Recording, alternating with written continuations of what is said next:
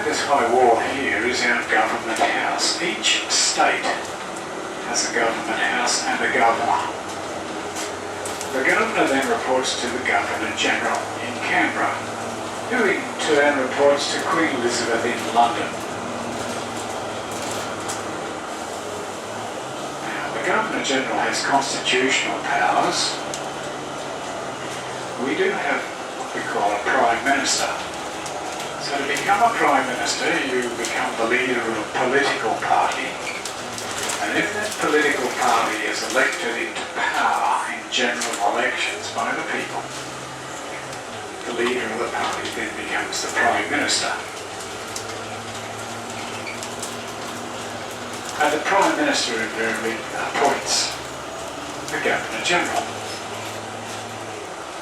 because each state government appoints their own governor.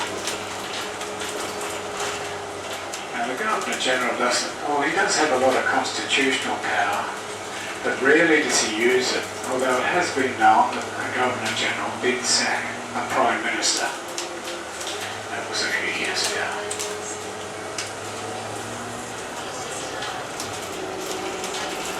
As we said, the colony was a convict or a penal settlement from 1825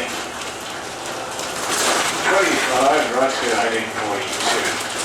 After 1842, people were allowed to come in. 1844 it was declared an open colony. So there were certainly people coming in, and it didn't take long before we needed a bigger cemetery. So this cemetery was put aside here, and it's 100 acres was put aside, and it was open for business in 1875, but it proved very popular because it was closed for business in 1975. Exactly 100 years later. That's all it took to fill it up. So there are no more funerals in there. But it did give us a side road for us to drive around the trees to have a look back on top end of Brisbane.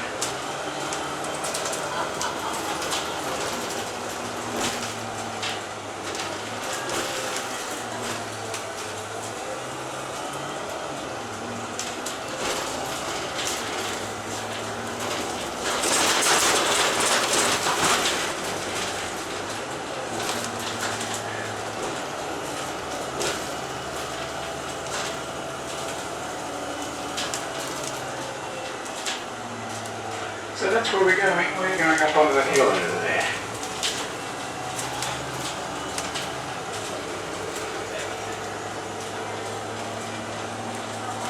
Now this is the Blackall Ranges, where that hill is over there. Governor Blackall was the second governor of Queensland. They named the ranges after him.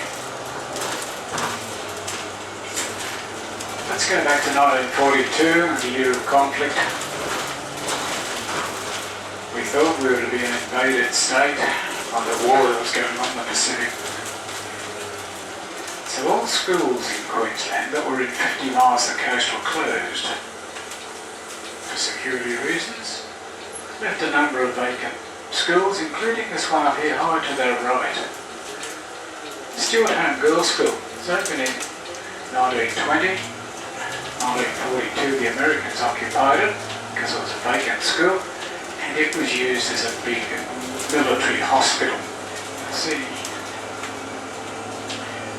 so that's the stone part of the building. Girls returned in 1945 to continue their studies, and they built them a chapel in 1963. That's an A-frame, and we'll get to see the chapel wall in a moment. But the window facing the city is a stained glass window.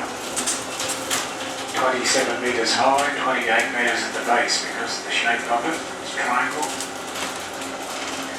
There's a good view there, folks, on the left as we just let this car come through.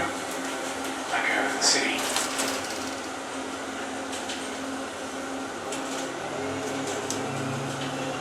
Yeah, so when they opened the chapel with of the window. It was the largest stained glass window in the southern hemisphere. The time of opening.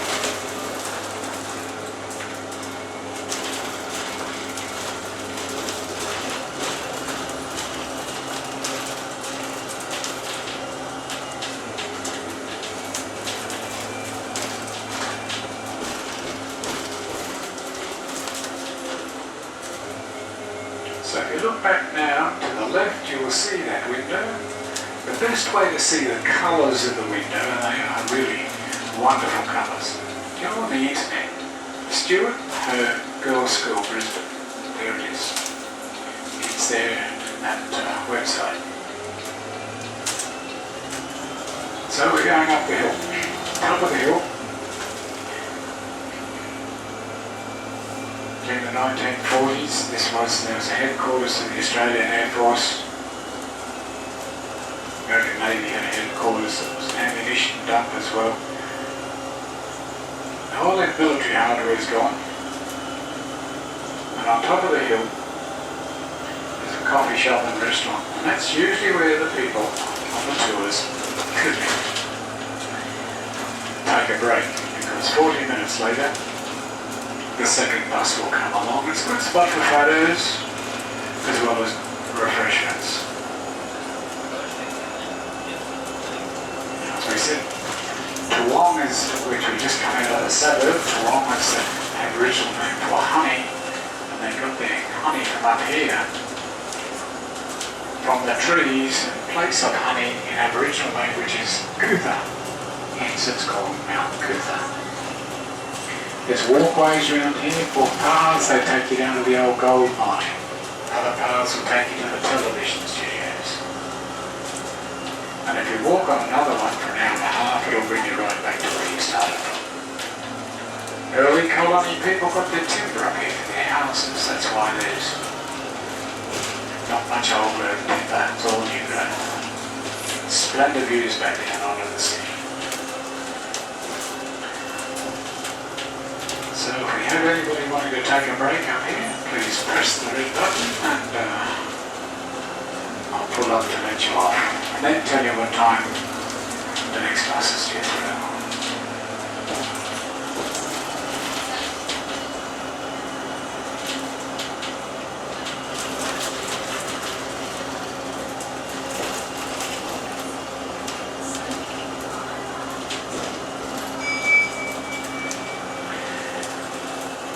Who's hopping out here? Thanks for being with us, folks. I don't know whether you're aware, but this is the last, this service concludes today. And if you did enjoy what you've heard so far, it could be appreciated if you were to go onto the website of TripAdvisor and just tell them you did enjoy it, so we might be able to get the bosses to start on another run. That's the only way we can get things to happen for you.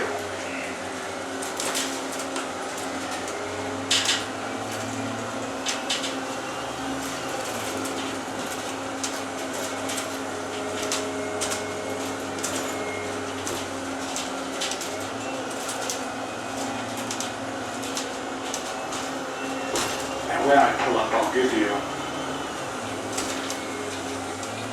the timing for the next buses. Because no longer will there be any tour operators up here. The next person who's taken over this job is greatly reduced where he's going to take people. Mount Coot-tha and Roma Street Gardens, he didn't think it worthwhile looking at. But do get into the Roma Street Gardens if you can from the city. They're magnificent to walk through.